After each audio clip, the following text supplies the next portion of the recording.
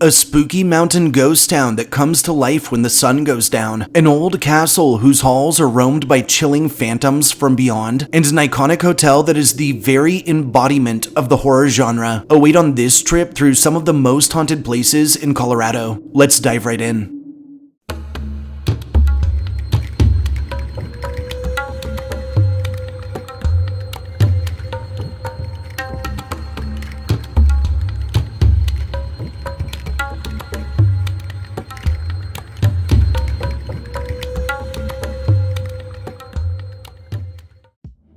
Our first haunt lands us smack dab in the center of Colorado and takes us on a tour of the Miramont Castle Museum.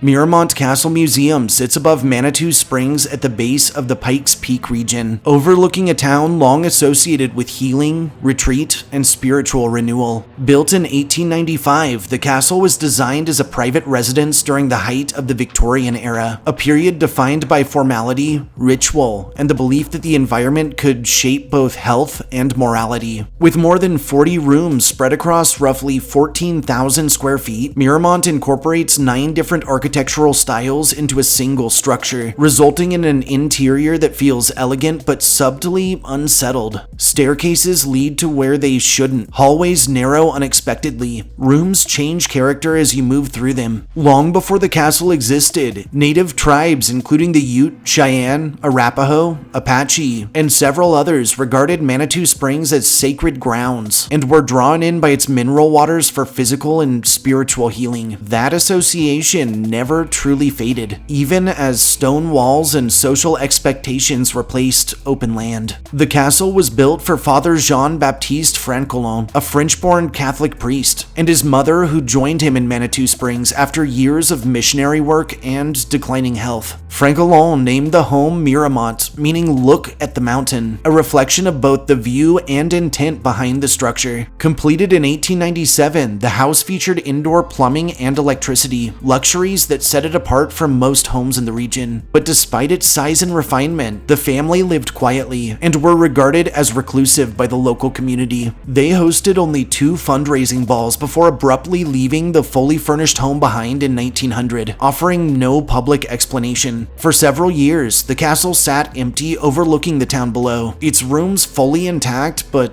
unused. In 1904, Miramont entered a new phase when it was purchased by the Sisters of Mercy and converted into a sanitarium for tuberculosis patients, which would take advantage of Manitou Springs' reputation for clean air and recovery. After a fire destroyed the original Montcalm Sanitarium in 1907, patients were moved to the castle, where recovery, illness, and death became part of the building's daily rhythm for nearly 2 decades. By the 1920s, the structure shifted again, serving as a boarding house and retreat before passing into private ownership after World War II, when it was converted into apartments for returning veterans. A fire in 1972 damaged parts of the building, and in the mid-1970s, Miramont was acquired by the Manitou Springs Historical Society, restored, and opened to the public as a museum. Over its lifetime, the castle has never been allowed to settle into a single identity, and it has been repeatedly repurposed, with each era leaving something else behind. Today, Miramont Castle functions as a museum and event space, with exhibits dedicated to Victorian life, local history, and military service. Within one wing, the Queen's Parlor Tea Room operates in what was once the greenhouse, offering a carefully recreated Victorian tea experience beneath tin ceilings and vintage lighting. The building remains active year-round, filled with visitors, conversations, and movement, and yet many report that the atmosphere changes once the castle grows quiet. Guests and staff have described the sensation of being watched, sudden cold spots, whispering voices, and instances of doors slamming when no one else is present. And in 2007, caretaker Viola Butler reported hearing singing in the tea room after hours, along with footsteps crossing the wooden floors and doors shutting throughout the building, as though the castle was following a routine long lost in history. Several reoccurring figures are associated with Miramont. A ghostly nun has been sighted moving through the second floor, often accompanied by the faint sound of fabric brushing the hallway. And a man dressed in early 20th century clothing has been reported appearing in mirrors only to vanish when looked at directly. Additionally, an ethereal young girl carrying a doll is said to wander near the gift shop and corridors, and matches the appearance of a child pictured in a photograph displayed upstairs. And in rarer accounts, a headless woman in a period gown has been seen descending staircases near the chapel area, an image that tends to linger in people's minds long after they've experienced it. Other reports include hair standing on end, voices chattering in empty rooms, accounts of objects being thrown, and cold air moving through the otherwise still spaces. Spending time inside Miramont Castle feels less like walking through a museum and more like moving through a building that remembers being occupied. The rooms carry a sense of expectation, as though the initial intention in their design never faded. And when the tea room closes and exhibits go dark, the castle doesn't feel dormant. It feels very much alive, just beyond the veil, where the spirits are always waiting for the next shift. And on to number 2, which has us braving the restored and highly historic remnants of Fort Garland.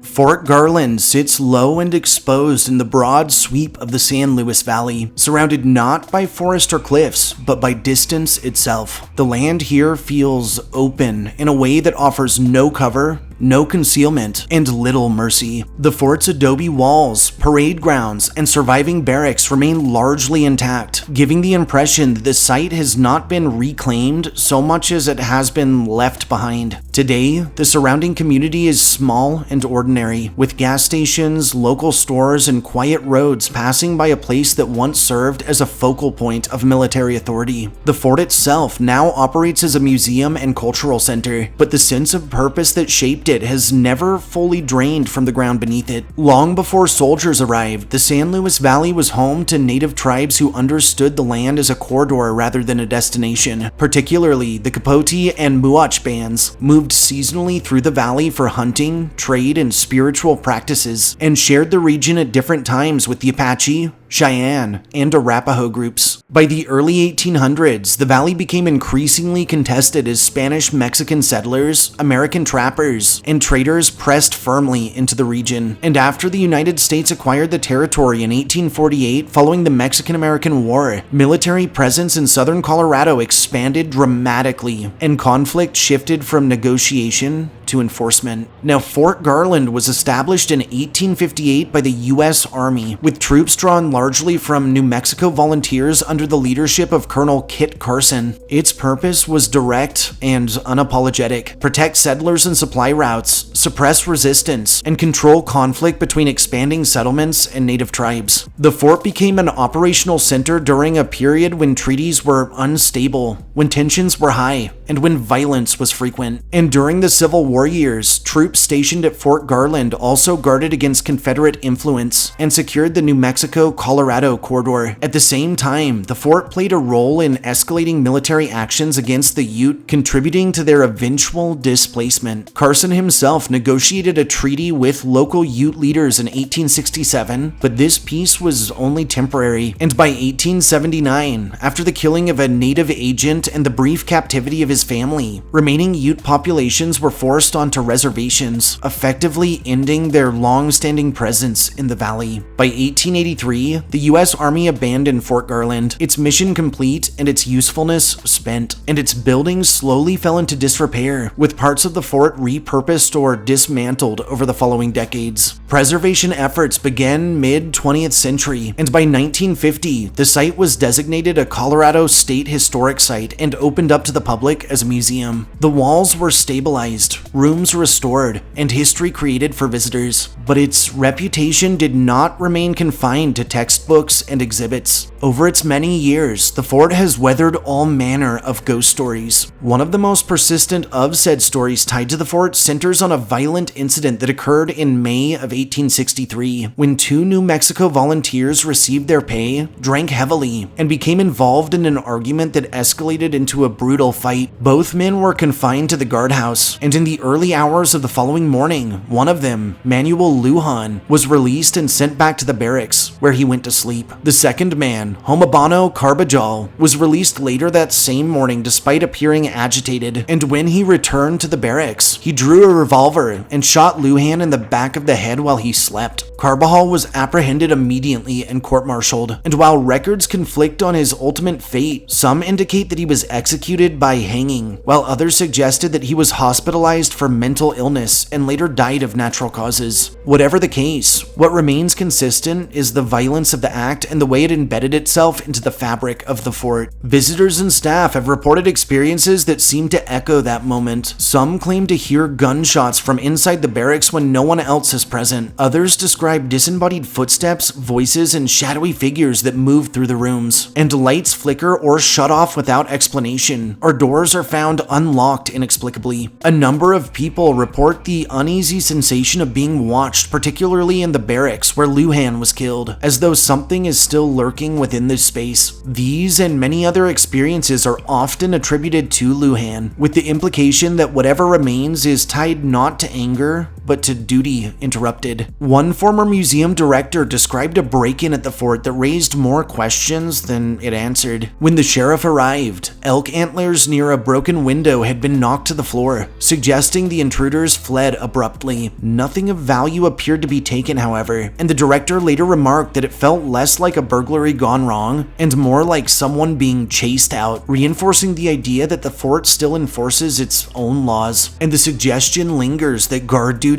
once assigned, never truly ends. Fort Garland's hauntings do not feel theatrical. They are not dramatic displays meant to be seen. They are restrained, routine, and often very subtle, which is pretty fitting for a place built on discipline and order. The parade ground remains open and quiet. The barracks stands aligned and watchful, and when the valley empties of visitors and the wind moves across the adobe walls, the fort doesn't feel abandoned. It feels fully staffed, as though somewhere within its old rooms, under its old beds, and behind its closed doors, a careful watch is still being kept. Number 3 takes us to Colorado's largest metro, and on a walk through the iconic Cheesman Park.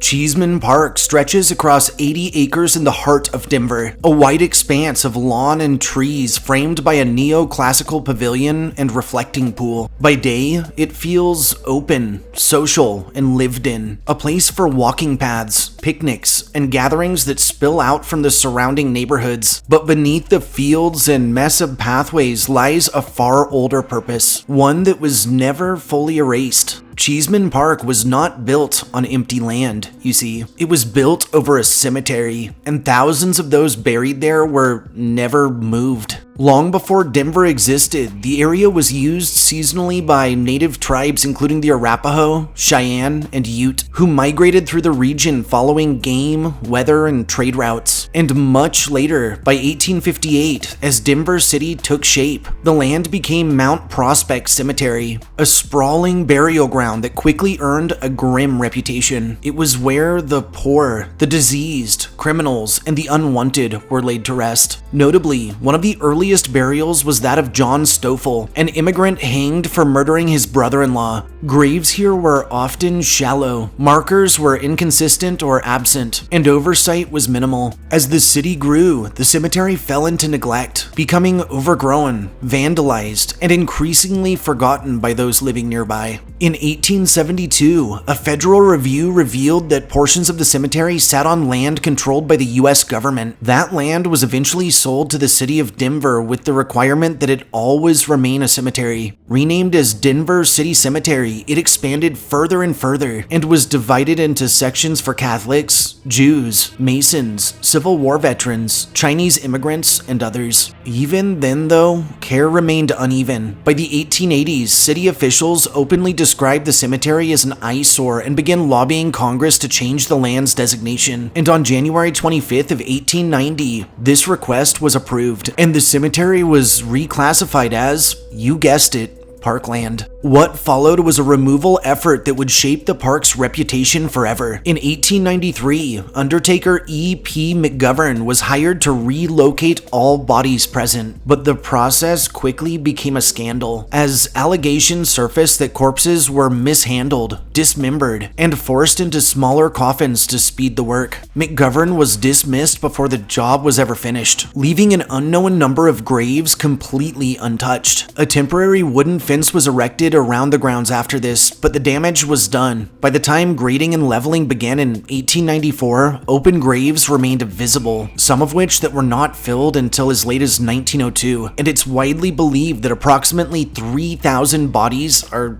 still down there below the park. Between 1903 and 1907, landscape architect Reinhard Schutz designed the park's classical layout, complete with meandering carriageways, a pavilion, a reflecting pool, and more. And after his death, S.R. de Boer completed the work with funding provided by the family of Walter Scott Cheesman, whose donation single-handedly led to the park's current name. The Cheesman Memorial Pavilion was completed in 1908, and the park officially opened in 1910, after which, by 1915, construction was fully complete. Over time, much of the original formal landscaping has been altered or removed, particularly during renovations of the 1970s. And in the wake of modernization, the pavilion and the reflecting pools are the most prominent remnants of the original design. Now, as you could probably imagine, as soon as bodies were removed and others forgotten, reports of paranormal activity began. Residents living near the park claimed to see figures wandering about at night, appearing confused or disoriented, and some were said to knock on doors or even peer through windows. Children were also reportedly seen moving through the park at odd hours and vanishing when approached, and some witnesses even described a woman walking alone at night that softly sang to anyone she passed, and that always disappeared in a flash the moment someone tried to follow her. Many experiences within Cheesman carried an emotional weight rather than a sense of threat, with people reporting sudden bouts of sadness,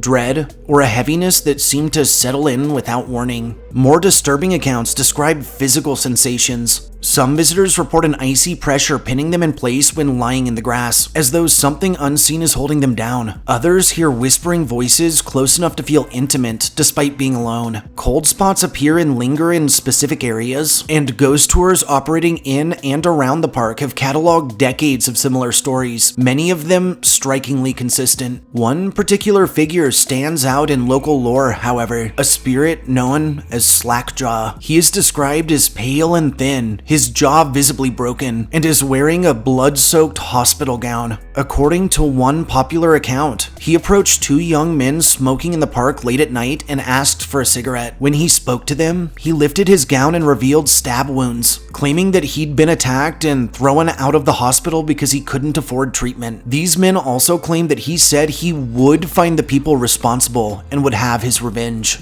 Only after he wandered off did the men realize they'd been speaking to someone who didn't belong in our living world, a ghost that still roams the park at night, forever seeking his killers. Cheesman Park does not announce its history. There are no headstones, no markers beneath the grass to suggest what lies below. The park functions as a place of life, gatherings, and movement, layered directly over a landscape shaped by the opposite, by death, neglect, and erasure. That contrast gives Cheesman its unease. The very ground feels active. Not necessarily hostile, but not dormant either. And when the crowds thin and the lights fade, this space's silence carries the sense that the land remembers exactly what it was asked to forget.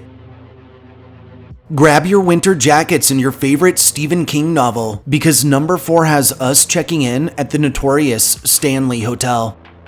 The Stanley Hotel stands high above Estes Park, deliberately built to offer comfort, routine, and refinement in an environment that had long resisted permanence. Designed in the Georgian colonial revival style, the hotel spreads its roughly 140 rooms across long, symmetrical corridors, wide staircases, and formal gathering spaces meant to impose structure in the surrounding wilderness. From the beginning, the Stanley was intended to feel insulated from the world outside, a place where schedules mattered not, where pleasant behavior was expected, and where its guests were gently guided into order. That vision sits atop land shaped by human presence long before walls or foundations were ever laid. Historically, paleo cultures such as the Clovis peoples and later the Machian tradition moved through this region thousands of years ago. Later, the Ute and Arapaho traveled seasonally through the high mountain valleys, following weather and game rather than claiming fixed ground.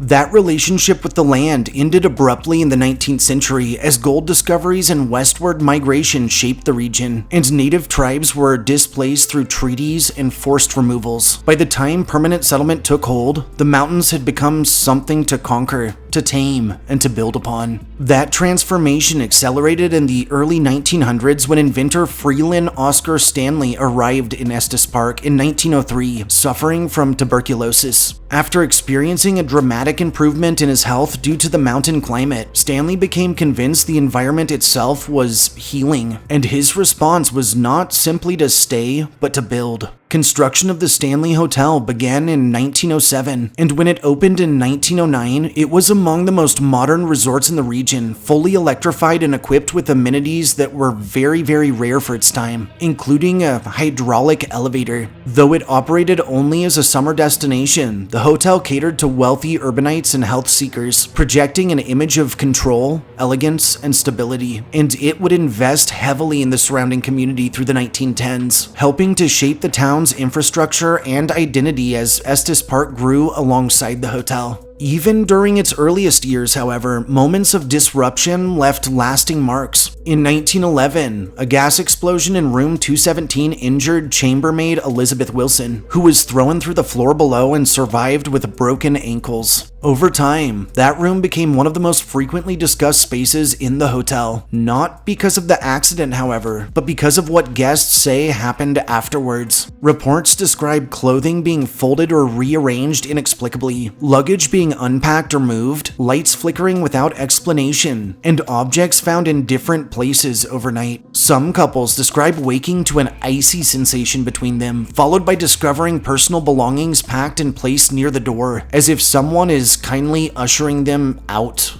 The activity attributed to room 217 is often described as precise rather than chaotic, giving the impression that the room is still being tended, and similar accounts have surfaced not just in 217 but across the hotel. On the upper floors, guests frequently report hearing children laughing or running through the hallways, with closet doors opening or closing on their own. Room 428 has become known for reports of furniture moving around or being pushed by invisible hands, for footsteps that circle the space, and even for sightings of a tall figure standing quietly near the bed. Room 407 carries a more hostile reputation, with guests there describing flickering lights, the sensation of being watched, and physical disturbances such as hair being pulled. In the concert hall, piano music has been reported late at night when the room is empty, along with voices urging people to leave and physical nudges experienced by workers, as though someone is still enforcing a curfew or something. And several stories tied to apparitions nicknamed Flora, Paul, and Lucy suggest a continuity of presence rooted not in spectacle, but in routine, in memory, and in unfinished obligations.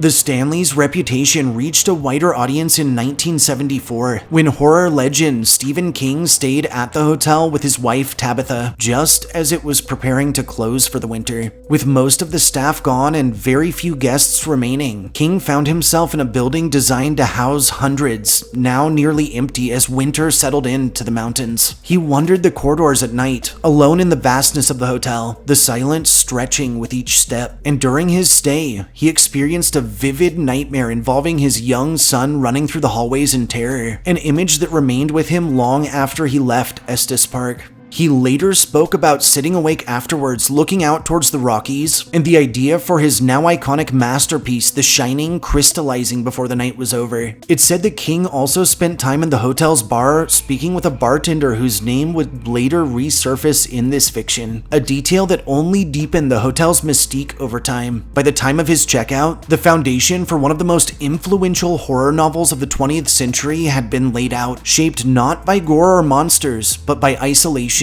emptiness, and the pressure of being alone inside of a place that is very much sentient and very much aware of you. In the decades that followed, the Stanley passed through periods of decline, changing ownership, and eventually a revival. And after falling into disrepair during the mid-20th century, renewed interest and restoration efforts transformed the hotel into both a luxury lodging as well as a focal point for paranormal tourism. Today, it remains open year-round, offering tours, concerts, events, and experiences that openly acknowledge its haunted reputation. And many guests arrive already knowing the stories, requesting specific rooms, or listening closely for sounds after dark. And yet for many visitors, the most unsettling part of staying at the Stanley isn't tied to any single story or sighting. It's the way the building feels once the halls grow quiet, when footsteps echo longer than expected and doors seem to close with a purpose. It's the sense that the hotel hasn't forgotten what it was built to do, or the many lives of the people who once moved through it every day.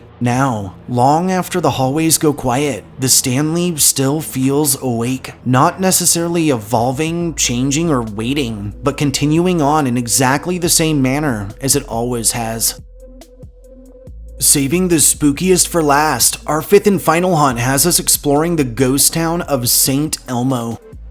St. Elmo in Chaffee County sits tucked in a narrow mountain valley surrounded by steep slopes, dense forests, and the lingering sense that the modern world never fully reached it. Though often described as abandoned, the town is better understood as nearly emptied, with more than 40 historic structures still standing and tens of thousands of visitors passing through each summer. Boardwalks, false front buildings, and weathered homes remain in place, not reconstructed or reimagined, but simply left where time set them down. The setting feels suspended, as though the town is waiting rather than decaying. Long before mining claims and rail lines carved paths into Chalk Creek Canyon, the land here was used by native tribes for generations. The Ute were the most prominent presence in the region, moving seasonally through the mountain valleys for hunting and camps, and they were joined at different times by Apache, Cheyenne, and Arapaho groups who traveled through the area. These mountains were never empty. They were used, crossed, and returned to, until the mining era imposed permanence on a landscape that had long fought against it. That shift began in the mid-1870s when prospectors discovered rich gold and silver deposits in the canyon, and around 1875, a vein that would become the Mary Murphy Mine was identified, eventually growing into the district's most productive and longest-lasting operation. A small camp known as Forest City formed nearby in 1878 as miners, laborers, and merchants moved in. 2 years later, the settlement was officially established as St. Elmo, with its new name chosen by one of the founders, Griffith Evans, who was reading a popular novel at the time. And in 1880, the Denver, South Park, and Pacific Railroad reached St. Elmo, running tracks up Chalk Creek and turning the town into a crucial supply and transport hub. The railroad continued out of town west through the Alpine Tunnel, a 1,772-foot passage beneath the Continental Divide that, at the time, stood as the highest altitude rail tunnel in the world, and opened new trade routes throughout Colorado's western slope. By the early 1880s, St. Elmo was thriving. More than 50 mines were operating in the district, and the town's population swelled to nearly 2,000 people.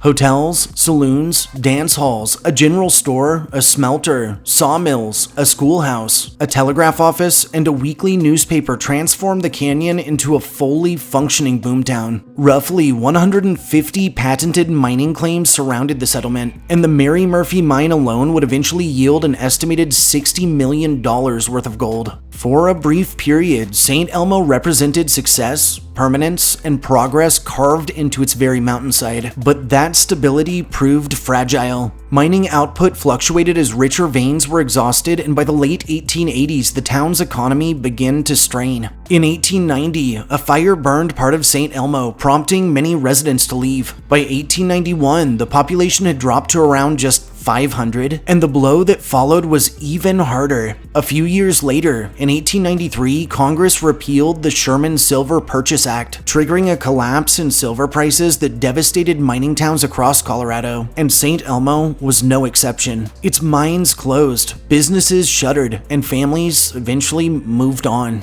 Subsequently, fires in 1898 and again the following year destroyed much of the commercial district, burning buildings that had only recently been built. And though there were several attempts at a revival in the early 1900s, the town never recovered its former momentum. To make matters more bleak, the Alpine Tunnel would close in 1910, and in 1922, the railroad abandoned St. Elmo entirely, severing the transport lifeline that had once sustained it. By the 1920s and 30s, mining activity dwindled to almost nothing. Even the formerly prestigious Mary Murphy mine, the last major producer, ceased active operations by 1936, and one by one, services, commercial life, all of it faded into memory. By 1943, only 2 full-time residents remained, siblings Annabelle and Tony Stark. And yes, for you Marvel fans out there, we're really serious. His name was Tony Stark. Together, the duo acquired many of the town's old buildings and converted them into summer cabins, and their decision to stay long after nearly everyone else had gone became one of the defining threads in St. Elmo's later identity.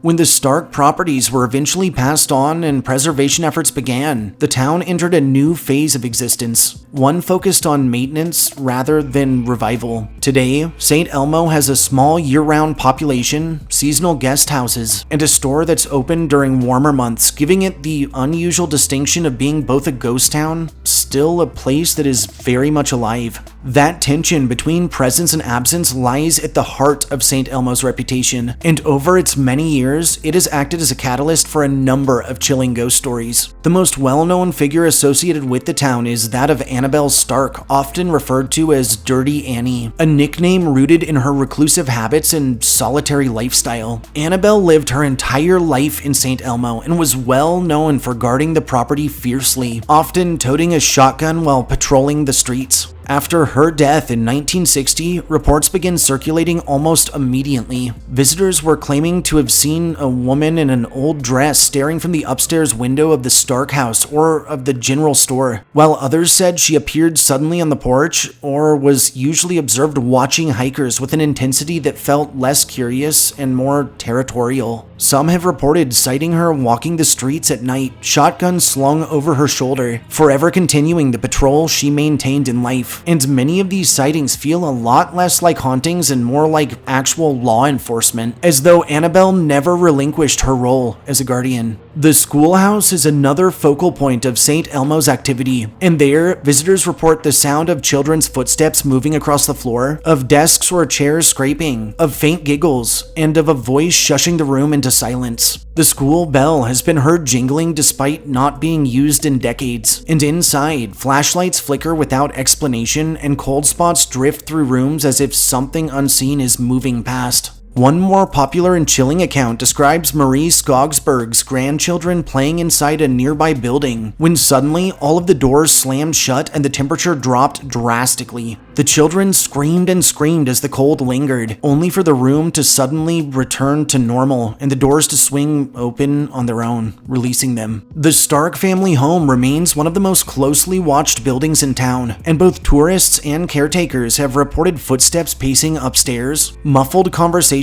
echoing through empty rooms, rocking chairs moving on their own, and curtains parting as if someone is watching from the inside. Faces have been photographed in the upper windows even when the building has been locked or unoccupied, adding to the sense that the house is still being lived in on some level or plane of existence. And some tell that these reports don't feel theatrical, they feel domestic, as though daily life long ago in St. Elmo never fully ended. Yes, walking through St. Elmo today, the quiet carries weight. The buildings stand intact enough to suggest return, yet empty enough to deny it. Footsteps echo where no one is walking, windows reflect more than the mountains behind you, and when the crowds thin and the canyon settles into stillness, it becomes easier to believe that St. Elmo never truly became a ghost town at all, just a place where the living learned to visit, and where the dead never moved on.